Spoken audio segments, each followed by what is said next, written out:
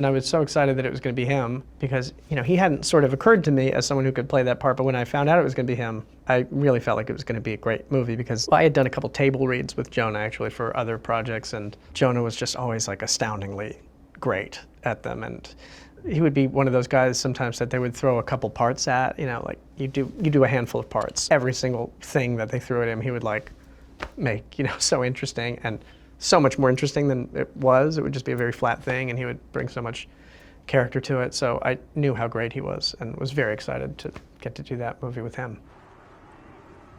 I should buy Becca alcohol? Yeah, it'll be pimp. That way you know she'll be drunk. You know when you hear a girl saying like, I was so shit-faced last night. I shouldn't have fucked that guy. We could be that mistake. Jonah and I are friends to this day, and I think we just are naturally friends. I mean, it's up to you, Fogel. This guy's either gonna think, here's another kid with a fake ID, or here's McLovin, the 25-year-old Hawaiian organ donor.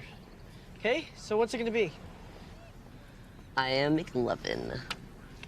No, you're not. No one's McLovin. McLovin's never existed because that's a made-up, dumb, fucking fairy tale name, you fuck! When we made the movie, I think it cost like $20 million to make. And so it didn't feel like a small movie to me. I mean, it already felt like the biggest thing that had ever happened to me just getting the job and getting to make it. So it kind of felt to me like a bit of a given that it would be a big movie or else it would have been a big failure. It was so popular and I was so recognizable suddenly, and so were all of us, and it's a strange adjustment to make, you know, but it was kind of helpful to do it all together, and we sort of just had our heads down and we're going on this like giant press tour, and it all just felt like this big, you know, tumble dry cycle of craziness. It's helpful to go through it together and figure it out as we went.